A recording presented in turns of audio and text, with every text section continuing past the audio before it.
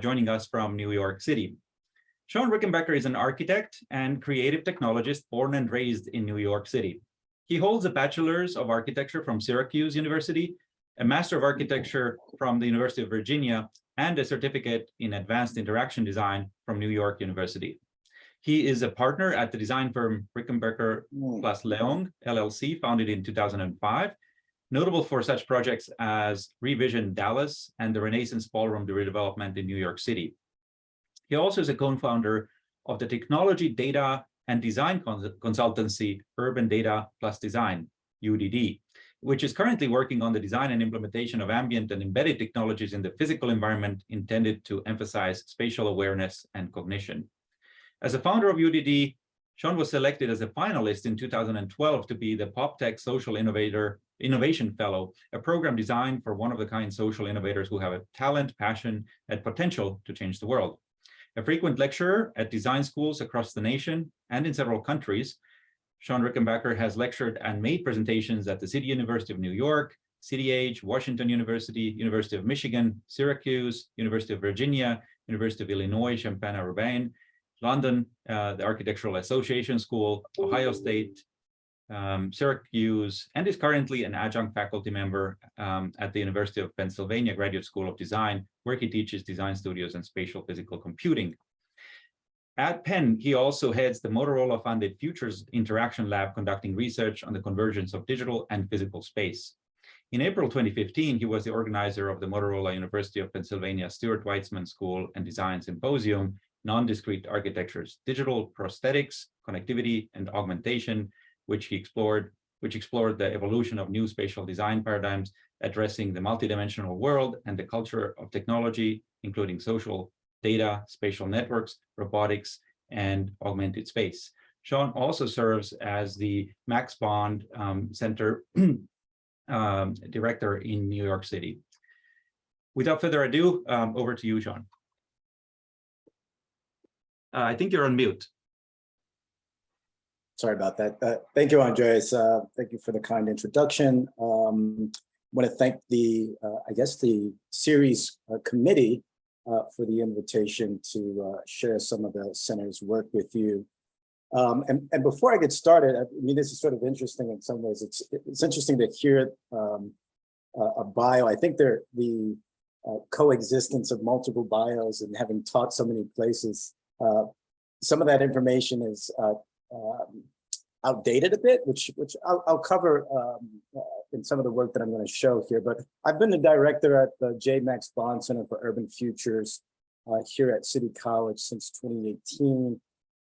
It is City College's applied research center on things focused on spatial and social justice, and named after J. Max Bond, perhaps the country's most well-known and accomplished African-American architect, who was also credited with starting perhaps the country's first CDC, Community Design Center, here in New York City, called ARCH, Architects Renewal Committee of Harlem, in the 1960s. So I'm going to start to share the screen. Let's see.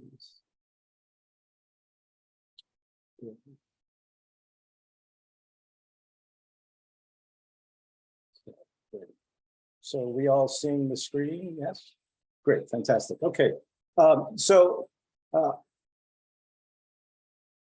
the survey, Andreas, that you started us off with, I think is a really wonderful way to kind of introduce some of the work that we're focused on. At the center, we have a number of colleagues, both in the School of Architecture, but also in the social sciences, in that Department of Engineering, and Economics, that we collaborate with quite a bit. And this affords us a more expansive approach, obviously, to some of the projects that we take on at the center. But one of the things that is important here to mention is that the image you're seeing is essentially the backyard of our campus. This is what you're looking at is Northern Manhattan, i.e. Central Harlem, just north of Central Park. And just at the top left-hand corner is where my campus is, where I'm sitting right now as I'm speaking with you. So some of the work that we take on involves a number of things, and certainly some of the same issues that you all are working with up at MIT and in your studies are navigating rapidly urban challenges. And we think those challenges in today's age require new forms of inquiry. We center these inquiries around systemic inequities, and we like to use what we call available data, mostly public data, with an aim to provide platforms by which these challenges might be met. We also seek to anticipate at high resolution future scenarios which can successfully operate on and within the current range of legislative mechanisms, such as policy and the standardization of those policies as they work in the marketplace. We take, in part, sort of implied in today's title, we take a sort of data and spatial forensics approach, which is focused on socio-environmental equity, broadly speaking. And we spend a fair amount of time researching and trying to expose market trends and policies that run counter to their intended purposes. And some of those policies are things like zoning and upzoning, and the tools of zoning, such as FAR, bulk, and et cetera. So, as many of you can see by this slide, one of the major topics that we focus on is housing. And this isn't news to, I believe, this audience that the nation is in a crisis in terms of housing shortage, and also perhaps more acute is housing affordability. And then I thought, if you start to look beyond New York, and it was interesting to see where everyone is signing in from. I see there's some people as far away as Helsinki, but I also noticed there was a couple of people from Toronto. And recently, Bloomberg News reported that there's only 3,200 homes left on Toronto's market after a record year. So obviously, this is not just a national crisis. This might, in fact, be a kind of global crisis as cities face this crunch with regard to housing supply and the market and how the market responds to that need. Now, speaking of need,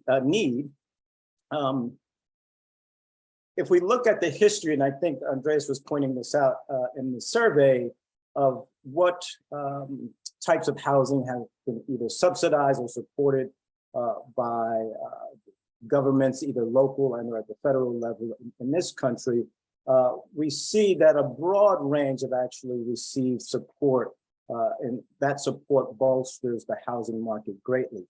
But we see more recently that government bodies have retreated from economic activity, which leads to, and I say economic activity, I mean in the form of housing and supported housing.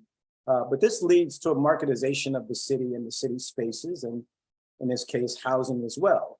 And this stresses the importance for the center of understanding those market trends that happen in marketization of the city, and the tendencies while trying to guide and even redirect some of those tendencies to more equitable, resilient, and sustainable outcomes. So what I'm showing here is some information that we recently uncovered is a report by the New York City Mayor's office, and I believe it was Mayor LaGuardia at the time in the 1930s, specifically asking questions about the state of a fairly iconic and profound and still is community here in New York City, the community of Harlem, Central Harlem and on the island of Manhattan, just north of Central Park, and the conditions that existed in Harlem. And for those of you who know the history of Harlem, predominantly an African-American community following the Great Migration from the South to the North into places like Chicago. But New York has the highest population during that period of African-Americans migrating to a specific point in New York City, which had an enormously important imprint on the nature of the city. This report followed a series of protests and riots in 1930s, late 1930s and 1935 and 36, in which the administration wanted to understand what was happening in this community. And within this report, chapter 5, I believe, is an exhaustive examination of the conditions around housing that existed in Harlem. And going again back to Andreas's point about the government subsidizing housing in some form or fashion, I imagine most of you are familiar with this slide here, which is pointing out some of the redlining that took place in New York City. Again, this is covering just Manhattan here. And the lower, in the lower left, you'll see a rather large contiguous red colored area, which was Harlem and East Harlem, some parts of Central Harlem, and even extending far to the west there. And the impact of redlining as it was sanctioned and supported by the federal government continues to have an impact today. Many cities throughout the US in particular also have maps that resemble what we were seeing here, that demarks what was taking place in New York City. But we can certainly understand that this imprint can be seen in the physical manifestation. And these lending policies, which is what they were, won't go into great detail, but red stood for a high risk lending opportunity. Green, obviously something that would be supported. You could see massive swaths of New York City that were not supported financially. And so underinvestment took place and lasted for generations. So these are called the Homeowner Loan Corporation maps. And they were used by FHA, the Fair Housing Act, not only to tell, they not only tell the story of racist policies and injustices, but they also explain development patterns through today. And then you'll see that, as we'll try to make the case here, that to the right is a small diagram outlining what we call the unintended consequences of some of these policies to grow out of even redlining. In this case, it's zoning. And these unintended consequences are these density discrepancies that are having a huge impact today on the city. So when speaking about policy forensics, we understand that this is not just spatial policy that we're talking about. But if we stay in the realm of finances and lending, then we see a correlation start to build. This is a series of maps throughout, in this case, the numbers throughout New York's geography here represent community boards. And there's a red box just to the north there, similar to where the redlining maps are illustrating the area of Harlem, where you see that that community for quite some time and even today also has some of the highest percentages of households that are unbanked, and also the lowest number of physical locations by which there are either banks or credit unions throughout the city. And one could start to make a correlation between disinvestment, the redlining, and the lack of lending institutions or households that remain unbanked in these communities as well. And this points to wealth accumulation, and we'll talk more about that a little bit as we proceed through the presentation. So simultaneously, while there's a large degree of what is readily recognized as a building boom in New York City, particularly in the residential sector, there's almost this imperceptible, to some sense, loss of public housing and affordable housing units that are taking place at the same time in certain areas throughout New York. So this data, which is pulled from a site called The Real Deal, exhibits that within these communities, there's a number of units that are happening to either through modifications, through renovations, et cetera. Units are being lost at the same time that the city is seeing a building boom throughout its 5 boroughs. And certainly this is certainly applicable to Central Harlem, which actually has some of the highest numbers of unit loss, despite this, what the the press would even call rapid gentrification in the community of Harlem. And so this continues. Some of the data that we start to uncover, speaking about housing starts, this is the beginning of new construction and who that construction is associated with, whether it is private, public, a not-profit, or in the case of a loss of a housing start would be demolition. And we'll see that the trend after the 1900s, early 1900s, right on through to today, that there's very, very little participation from the public sector, highest point being in the 1960s. And so the city and the country, for that matter, really relies on the private sector to generate most of its housing stock. Most of that, again, you'll see small percentages of that is attributed to nonprofit organizations that can be associated with affordable housing. We'll come back to that a little bit more. And then subsequently at the same time, and this map to the right just shows between 1996 and 2006, that the percentage change in housing prices makes it extremely difficult for, and it even not just renters and buyers, but also developers who might be interested in trying to provide something like affordable housing or manage even their affordable housing portfolios within this current market where pricing and inflation is so high. Manhattan showing obviously the highest percentage of change, going at 185%. And if you look closely at tables 7 and 8, you'll see that East Harlem, Morningside Heights, Central Harlem also have extremely high percentages of increase. In some instances, up to 500%, Central Harlem 270%.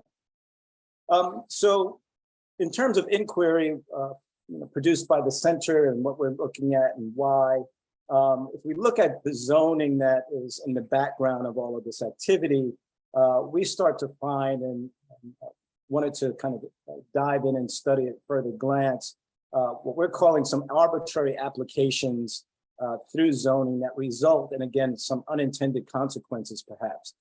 So we have this idea of manufactured scarcity. I think, again, you're probably somewhat familiar with this with respect to zoning. The economists that we work with and economists have written widely on this subject of how zoning, in some sense, strangles the supply that the market might provide. And to some degree, we agree with this. Opportunity is really a kind of question of property value versus the allowable unbuilt floor area. Right? So we're getting now a little bit closer into the policy and the nuance in the policy in terms of floor area, and then affordability. Again, market supply versus demand in this case situates New York, and when it has housing scarcity, that certainly drives up prices. And so all of these issues are surrounded and contained within this larger study of policy. So looking historically at the trajectory of housing morphology in New York City, in the late 1800s, you have the Harlem brownstone, early 1900s, turn of the century. We're starting to look at the old law buildings, new law buildings. You could provide some examples of what those look like down below. 60s, we're starting to see the evolution of pre-war buildings and right into post-war and public housing. And then what we're calling the neoliberal models. And then right till today, and I think many of you might be familiar with this, we are examining what we're calling the super talls, and I think that's generally what they're known as. After 2016, when they were sort of in design and coming into their own as a building type, we asked the question, what's next? And if we look carefully just at this last phenomenon, and we want to make it clear that we don't consider the super tall to be a planning and or architectural or structural innovation. we really believe it's really a market innovation. It's a financial innovation in terms of extracting value out of the small percentage of physical land that is still left in the city, but also exploiting some of the loopholes and opportunities that one finds in the zoning law, and thereby being able to extract value out of rather small sites with these new extremely tall vertical towers. And there's an interesting resource that some of you might be interested to look at more carefully called the Skyscraper Profit Index that basically just examines the profitability of going taller, right? So as far as the market is concerned, this is something that they're very interested in and will continue to pursue. And I think we've seen and continue to see the evolution of this model grow in its popularity. So trying to use all this information to steer our research on affordable housing, and specifically in Harlem, we started looking at these air rights and residual FAR, and why does it exist? What is it about policy and what is it about zoning that leaves such a valuable commodity on the table? And that valuable commodity is this unused FAR. Can we harvest it, harness it, package it, and make it attractive to the market to explore? And part of that study, we stumbled upon perhaps the largest air rights and residual FAR constituent in the city, which is NYCHA, Public Housing Authority here in New York City, has an immense value on there as assets in the form of air rights that are associated with a number of their properties. But we're not going to look at NYCHA. We're going to look at the affordable housing market in particular, and the developers that have portfolios in this market. So in trying to reconcile what might be discrepancies in how zoning produces housing, and in particular affordable housing throughout the city, we realized that there's so many mechanisms involved. And this is really not just a spatial exercise, but it's really how do you create a new asset, if you will, and that asset being property. How is property currently structured, and is that the best model if you are looking to achieve affordability in a market that generally steers itself towards luxury and high return projects? And so in this regard, we try to think of who are the essential stakeholders, what's the new platform, how would that platform generate interest in capital, the financial products that would go into it, bonds, et cetera. So we did look at that carefully. And in so doing, we wanted to democratize the process, democratize the information, and even democratize the data that we were working with. And so what you're looking at here is the public-facing platform of what we're calling BitLot. It's a very small piece of the air rights that exist above buildings. And there's quite a bit of it, particularly in the community of Harlem, that could certainly, through policy initiatives, be steered towards affordability as its main agenda and reason that the city might pursue something like this. And so the combination of the financial model and the physical materialization of this idea in the context of Harlem, that elevation just at the bottom of this screen resembles quite readily those pre-war buildings and tenement buildings that are essentially the same building with a different address. However, they are built consecutively, one next to the other. In many instances, it's owned by one developer. A pilot project is the case by which one developer owns 11 properties contiguous in a row. And there are other properties where adjacent buildings have different owners.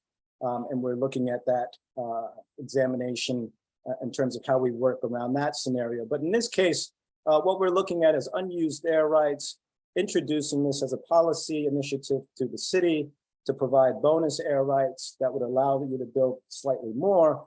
But those rights would only be granted if you were to pursue a high percentage of affordability, perhaps over 50%. And one of the key factors here, if you are interested in the finance or how the capital stack for development works, there's no land acquisition costs. Right? These exist on existing properties. And when you're able to eliminate land acquisition costs in the 20s and $20 and $30 million for some of these sites, you have a much better possibility of producing returns that are reasonable, but also would allow you to produce more affordable housing than otherwise possible. So this is, again, just the typical projection. I won't dwell too much on this, but just to show that we've thought very carefully about this, consulting and collaborating with our partners and economists to kind of come up with a platform that looks a little bit different when you start thinking about this as a new asset class of real estate. So our model, if you will, the kind of science behind this is that there is built in a set of criteria by which identifiable sites would meet that criteria. And once that criteria is established, the sites would have to meet yet another set of criteria, not unlike the kind of criteria that exist in zoning. We're looking at doing this on wide streets, maintaining sky exposure. But again, we believe that the formal makeup of the city, the morphology of New York City varies quite wildly, and it raised questions about how zoning and upzoning is arbitrarily applied to certain areas and has enormous consequences on the amount of density that one area can have versus another. And quite frankly, Harlem has relatively low density compared to some other parts of New York City. So, see, great, it's starting to load up here. So I'm gonna try to show a quick animation that will maybe put into words and views and vision of how this might come about. And I'll speak over this as it sort of plays, but this is a typical 20 square block image of Harlem.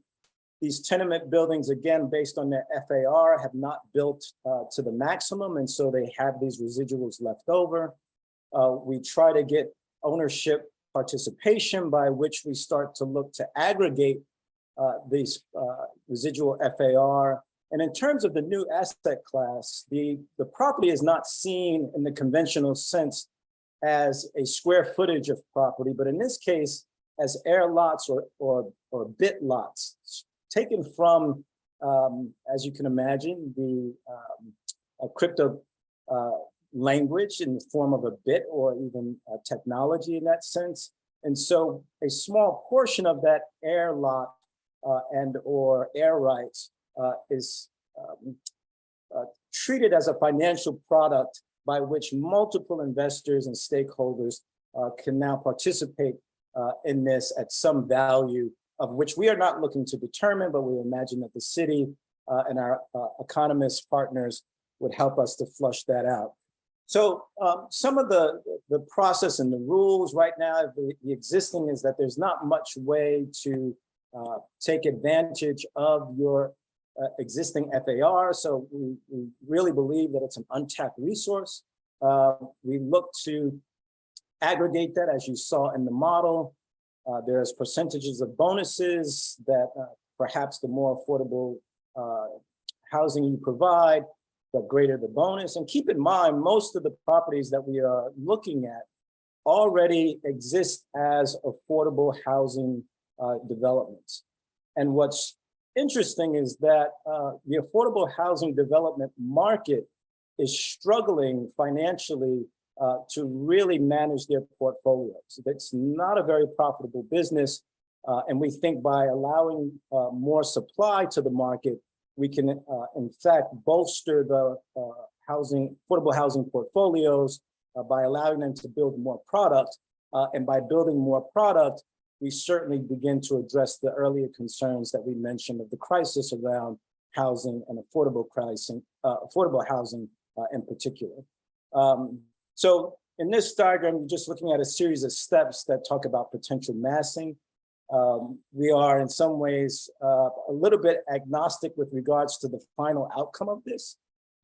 It's scalable in that regard.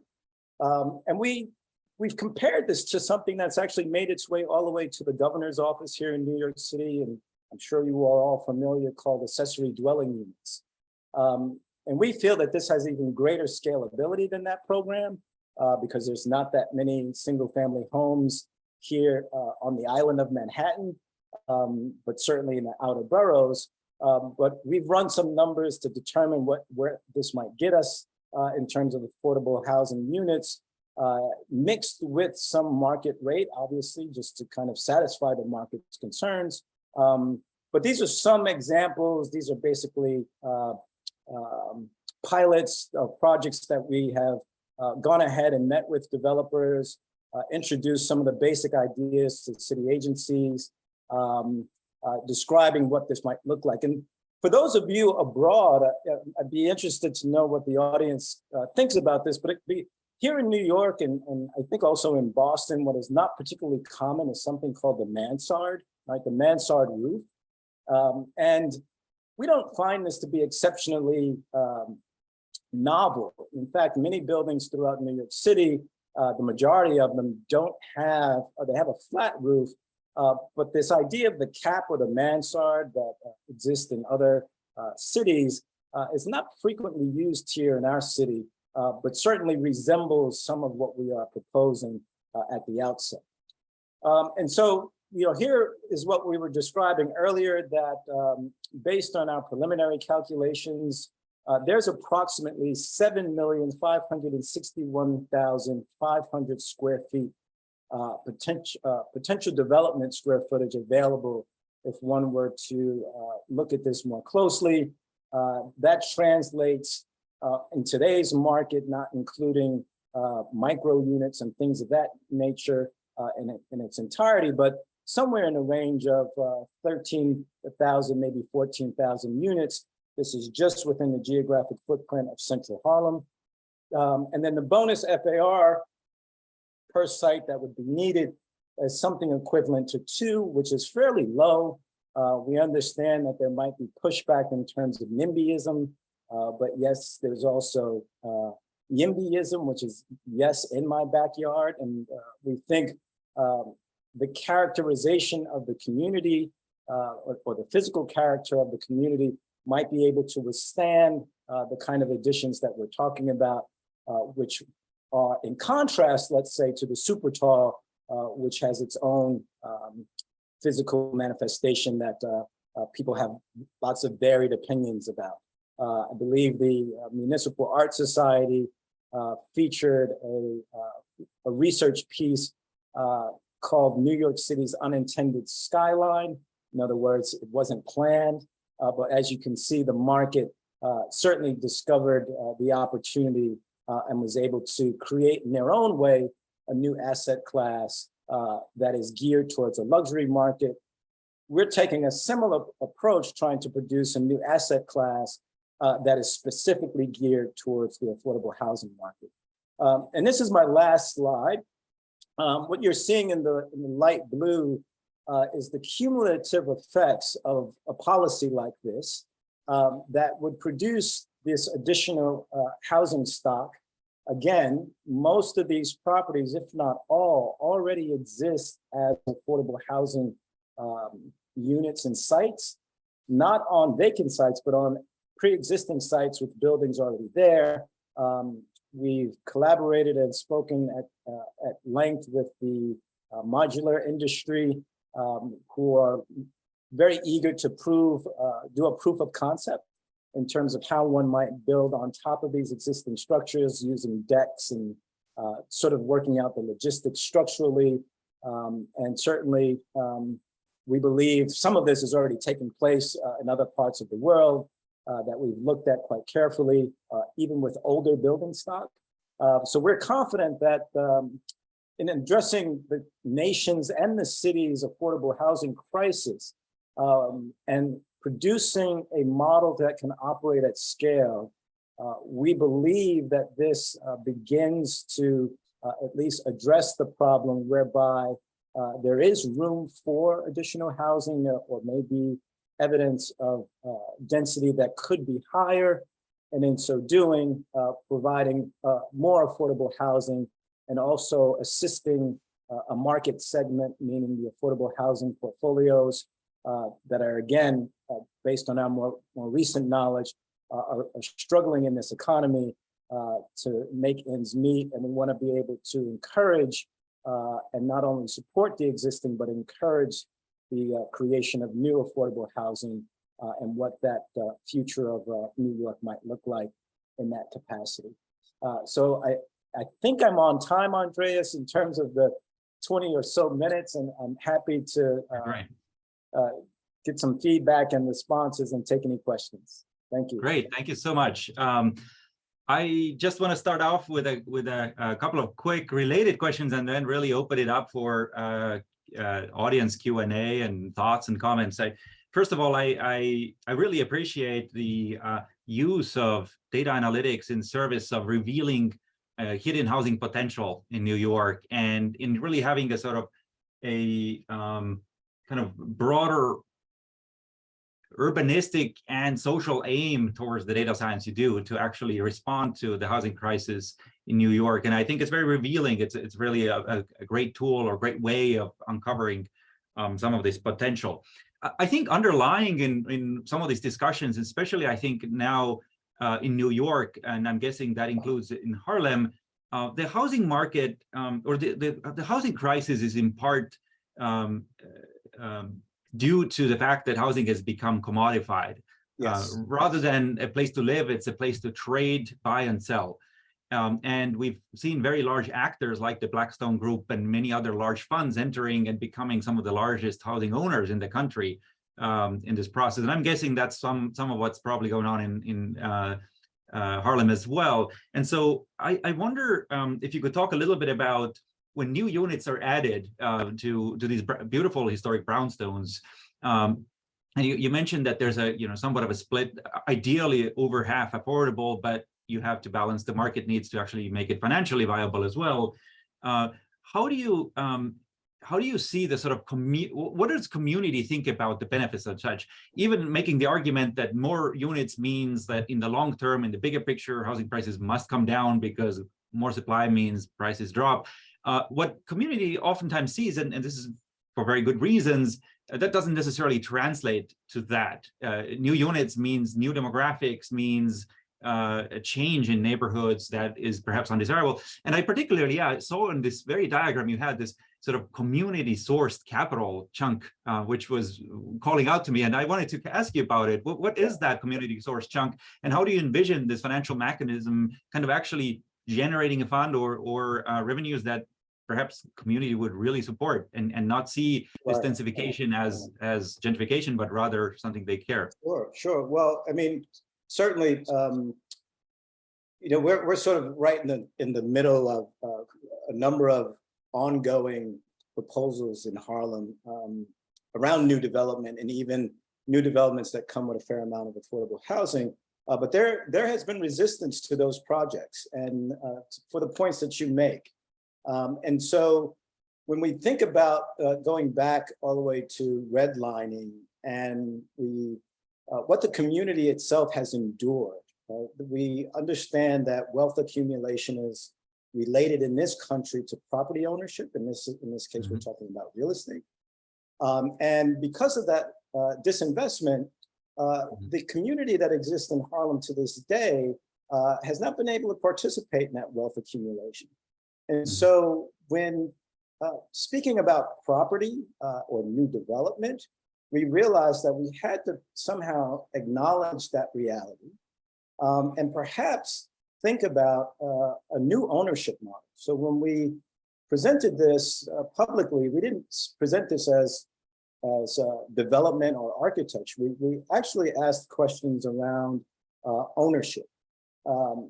People have lived in these properties, the kind of base properties for generations, up at least from the 30s on to today, but yet they still struggle to remain in this community. So to address that, the new ownership model is really that bit of air. I mean, when you try to explain to anyone that you can have a piece of property, but it's not on the land, it's in the air, that's a challenging concept to kind of introduce, right? And many professionals don't quite understand air rights, if you will, which is very unique to New York City. But as buildings become taller and taller and taller, your property, in the case of a super tall, exists, 40 stories in the air. And so we can make the argument that in some sense, to engage the community, one need to be able to imagine themselves as a first right of refusal to move into these new units. This gives the affordable housing developer an opportunity to renovate the existing structures, which many of them have not been adequately maintained due to financial constraints. But the community sourced capital was a sense by which the city might afford long-term Harlem residents a credit, if you will, by which that credit can either be extracted. In other words, you can take some monetary amount, or that amount can be invested into the new development. And so you become a shareholder as opposed to a property owner. But it affords a new mechanism of wealth creation over time, because we imagine, much like real estate elsewhere, the value of these properties, the new ones and the old, would increase over time, and thereby allowing these long-term residents who've only experienced disinvestment a way to participate. So that community source capital, again, this is all still in the works as we work out the details, but that was the idea that the new asset class really needed to come with new ideas about what ownership is and how long-term residents participate in this market of which they have been historically excluded. Right. I'll hand it over to Ari. We have some questions, I think, in the chat, and it'd be great to start bringing those to the fore. Yeah, sounds great. Thank you so much, Shawn, for the presentation. So we have questions about community involvement, technical questions about air rights, about the financial model. So let me get started with community involvement. And so in particular, some of us were wondering in what stage of BitLot you currently are in terms of development, and who is sort of the end user. Is it like Harlem communities, or is it developers? And related to this, maybe you can briefly touch on like how to, if you've engaged in sort of the opinion of citizens at Harlem, and whether like how they feel about sort of increasing their density in their neighborhood. Yeah, so we work on a number of projects outside of this, and that has afforded us quite a bit of knowledge and experience, and the expertise from the community in terms of what they think their real needs are. And the question around increasing density, new development is certainly a touchy subject in regards to gentrification. And despite the fact that some percentage of affordable housing generally will come with these new development, but not always. A lot of these sites can be managed as of right and develop an entire new residential development without any affordable housing. So our involvement around this idea stemmed from an initial question around wealth creation and your standing as a long-term Harlem resident. And what has your existence here afforded you? What have you not been able to participate in? And ultimately, as it's been well published, wealth creation, affordability top the list of most concerns. And so in pursuing this work, we understood that if the city does not produce more housing in general, not even specifying affordable or market rate or luxury, we still face a housing crisis. Now, who does that crisis currently affect? All of us. But when you start to look more carefully, the at-risk communities are those who've been in their communities for the longest. They're paying the least amount of rent. the affordable housing and market rate developers are looking to increase those rents under the argument of maintenance costs and taxes, which there's some truth to that. And so it appears to us, and we agree with the economists, that by all means necessary, we need to produce more product. And that product will afford future generations to be able to stay in their communities, which is one way that we present this to the community.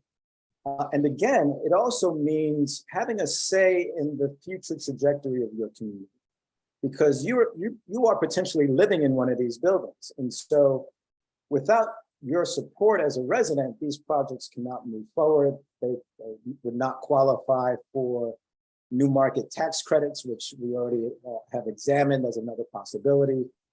So it's a rather long answer because there are a lot of questions built into that series of thoughts there. But I think ultimately we understand that empowering the community to not only make decisions, but to directly benefit, and not just by having a place to live, but perhaps having an opportunity to participate in the so-called American dream, with the idea that this new asset class has baked within it new ownership models around what is property.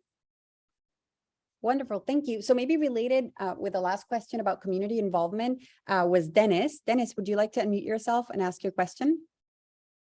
Yes, thank you very much, Shawn. Very interesting and visually engaging presentation. I'm contacting you from Macau, which has an interesting correlation to what you're saying, very interesting and practical. It's a lot of informal housing built on top of the existing housing stock. So my question is, it's of course a very essential problem here as well. How can we take into account people who will be living below these new added lots on top of the buildings? Yeah, no, absolutely. So thank you.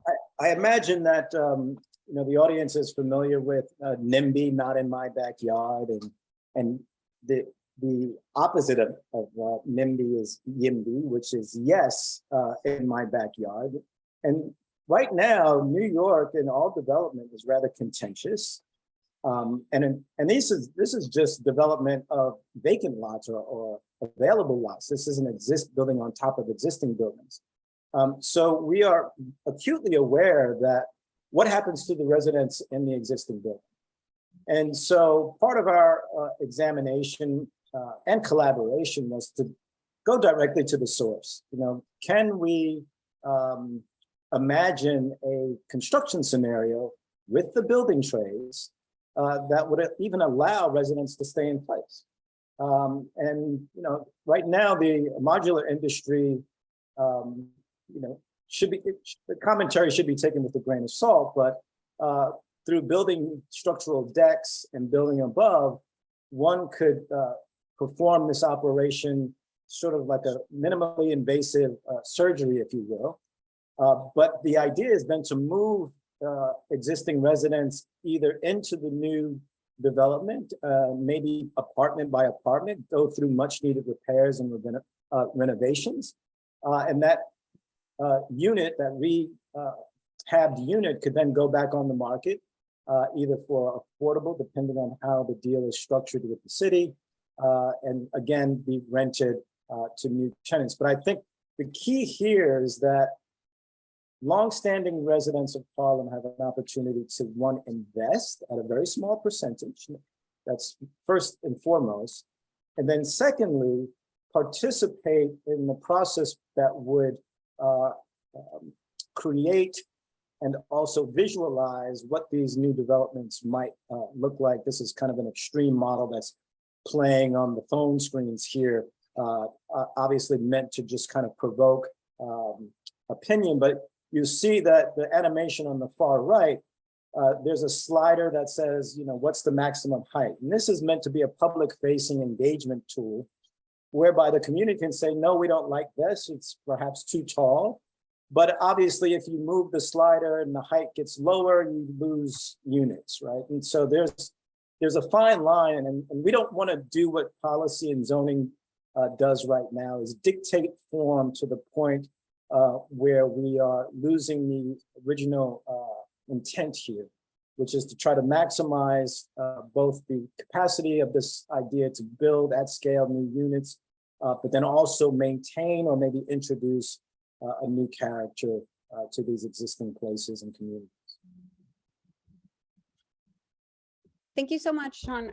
So turning to the financial model part, maybe you can talk us a little bit about sort of what it entails to like increase these densities, because some people were thinking, okay, maybe it's very time consuming, it's rather expensive, even like, for example, thinking about structural reinforcement. So maybe sometimes it just makes more sense to tear it down. And so maybe you can sort of talk a little bit about this tension and how it relates to heritage or other concerns around this area. So one, it's already been proven that this unique building stock throughout Harlem is quite robust structurally. And although we're saying building on top, we're not actually proposing weight-bearing scenarios on the existing structures. Platforms are built above these, and then the new construction builds up from there. And it's not that uncommon, quite frankly, in terms of how this is done structurally. And we could not, and I do not, support the idea of demolishing and building from the ground up.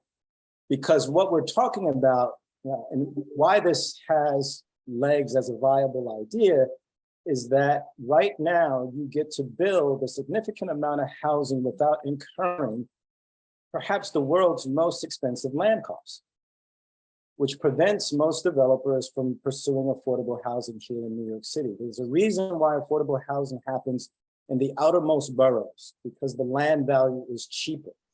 But that puts undue strain on residents in terms of their mobility, to access opportunity throughout the city in terms of jobs, education, and so forth. So we prefer for people to stay where they are. We do not support the former Chicago model where you move residents to the outer boroughs with the opportunity to come back when the project is completed. We've seen that model. We know it does not work. And we certainly would not gain the support of the community by demolishing structures that are perfectly fine in terms of, and actually desirable in many cases in that sense. But our financial models relevance resides in the fact that we eliminate land costs from the equation.